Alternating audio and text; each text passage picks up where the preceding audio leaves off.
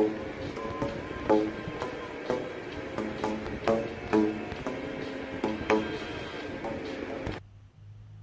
all, this is Rat. This is kind of like a podcast, I guess, for magnet fishing for those of you who haven't seen any of the previous episodes. In this one, I'm over by the Francis Gate in Lowell. Some interesting history there you can look up. And this spot is right near a rail line, as you can kind of see to the right.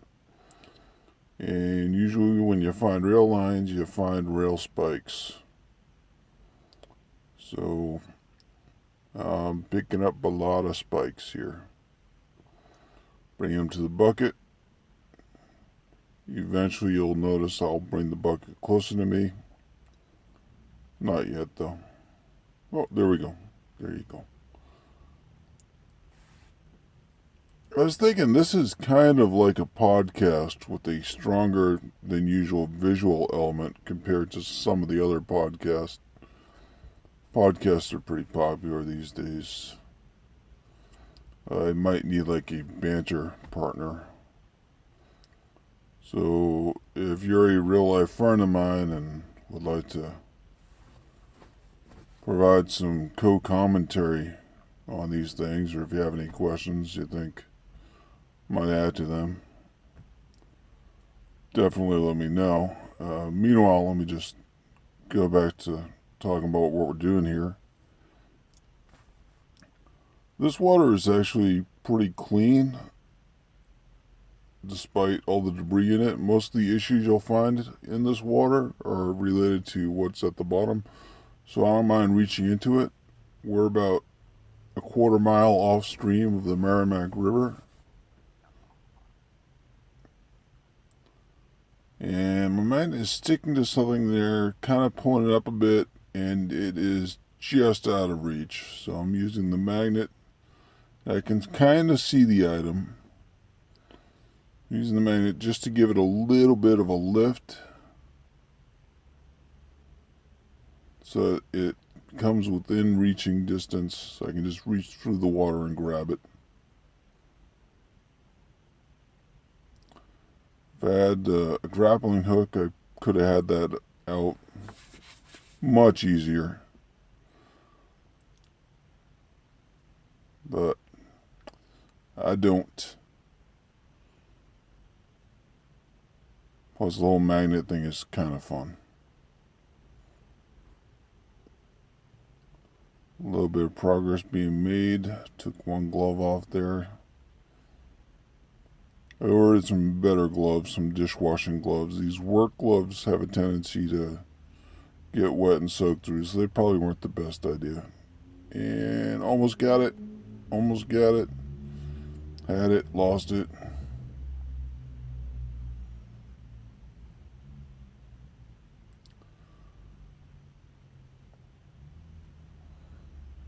Pulling it up a little bit, reaching in. Yeah, I probably could have sped this part up a bit too, I guess.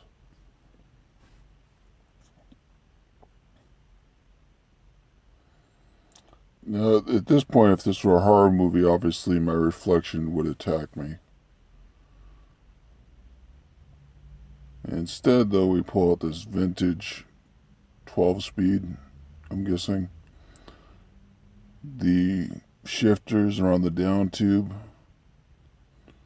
Get the wrap. Oh, and the spike. It has a giant 10-foot metal rod there. That's an old feature they had on bikes in the 70s.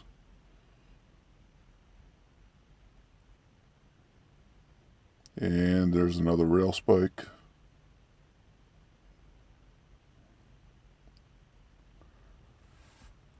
The spikes aren't... A lot of people think that's from people just coming along rail trails and...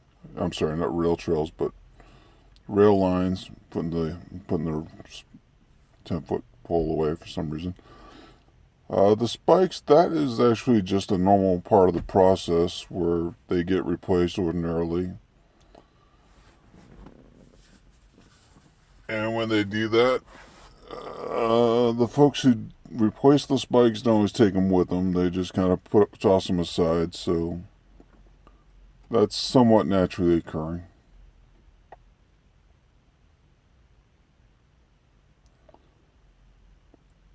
So if you see spikes out in the wild, don't worry, the train is fine. It's not them just falling off. It's not people just, oh look, another bike.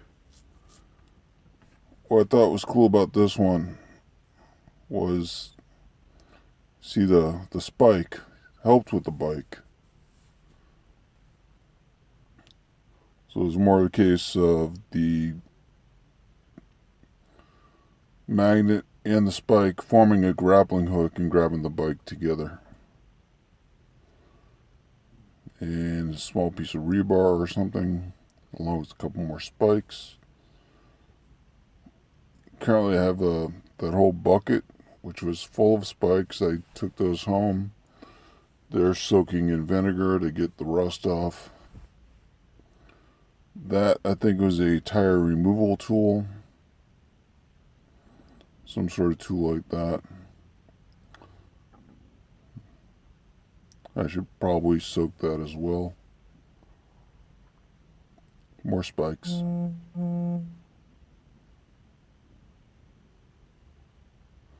I've seen spikes on eBay going for about $1 each.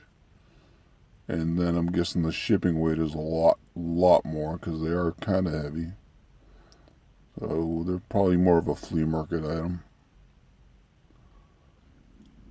I asked folks what they do with them, and they said, yeah, just give them to any 12-year-old blacksmith you know, so that they've got something to work with and practice on. I might do that.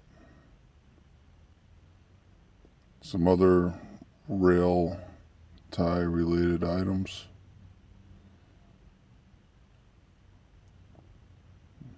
The bolts. Those probably actually just fall right out of the track at some point. I don't think they replace those too often.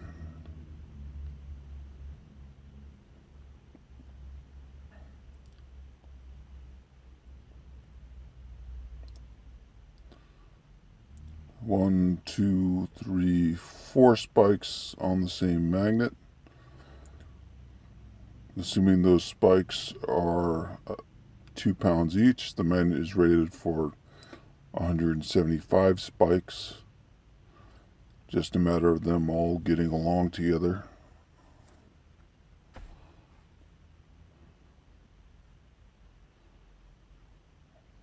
I was looking up the names of some of the other rail tie equipment, and I forget what the hell that C-clamp was called. Probably a C-clamp.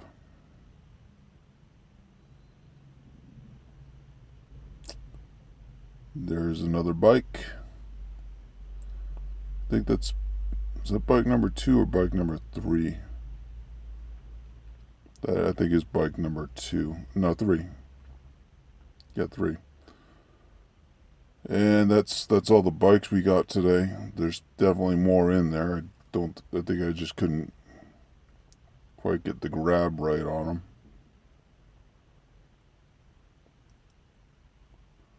Another rod, another spike, some random metal. This is why you don't see a whole lot of vampires doing magnet fishing. Way too many spikes involved. Scrap metal, just random. I didn't really keep that one. There is a tie plate. Found a few of those. Not sure what those weigh. Probably about 12, 15 pounds each. In kilos, I think that's like 35 pounds. 30. The other way. 7 or 8 kilo.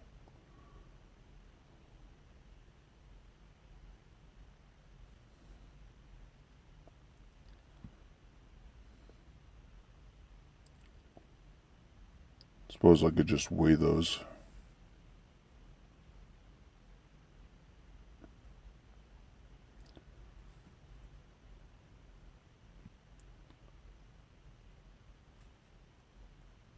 This recording has been sped up in points. Suppose I could just edit it out altogether, but then you wouldn't be able to count tosses and stuff like that.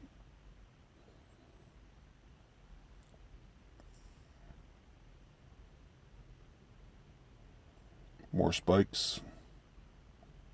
Also, it helps show you that I am finding these literally cast after cast after cast. There's just stuff in there there's just so much stuff in there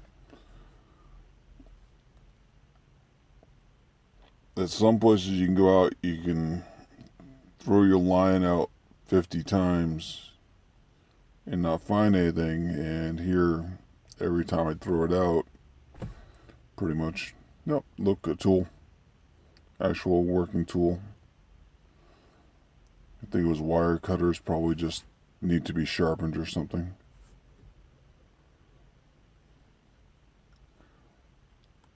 But as I was saying, yeah, some places you go, you can cast out like 50 times, not catch anything. This one, every time I'm throwing it out there, I'm getting more spikes. Spikes and bikes.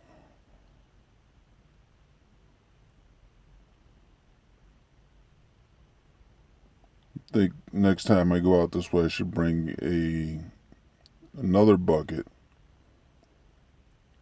One for the spikes, one for those giant pin things, and then maybe a Rubbermaid container for the plates, and a bike rack for the bikes.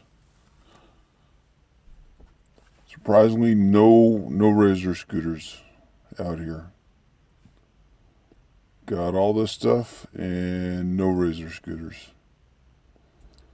I didn't think that would be possible. Random metal, like some sort of antenna or something. I have no idea what the hell that was. Putting that aside.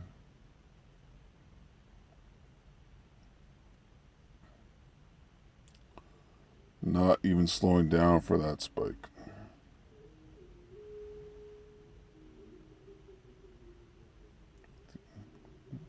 Random non-spike.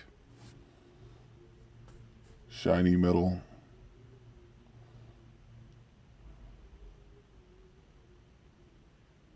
And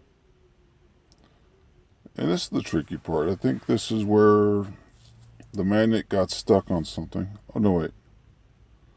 Pulling more stuff out.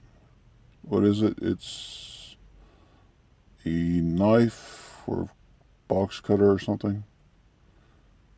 Yep. A little bit of a box cutter. No blade. That's just the blade holder. That shiny part. And, of course, a spike.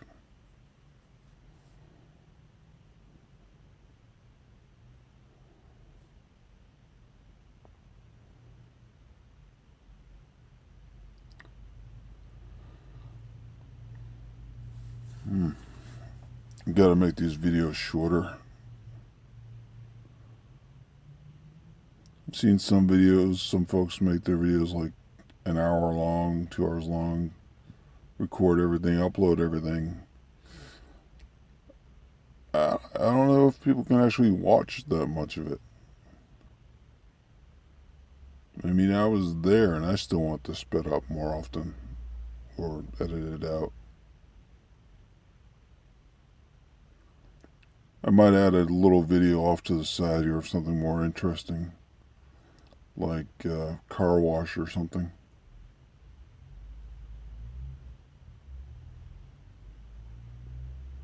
Yeah, there we go.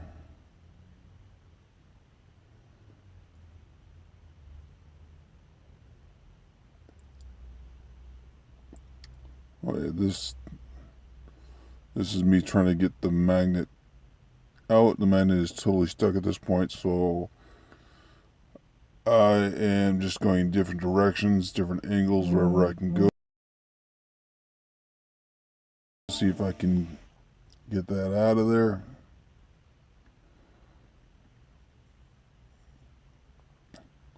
Not having any luck. I really don't want to dive into this water just because, I mean, the water itself is fine, but I'm not sure what's on the floor of the canal other than a bunch of spikes. So I'm climbing up here under the trestles just to try to get that any angle I can to loosen up the magnet. And that finally did it. Was able to, I think it was the height, the elevation, more than the angle that helped me get it back. So, nice little reunion there. Thank you for watching.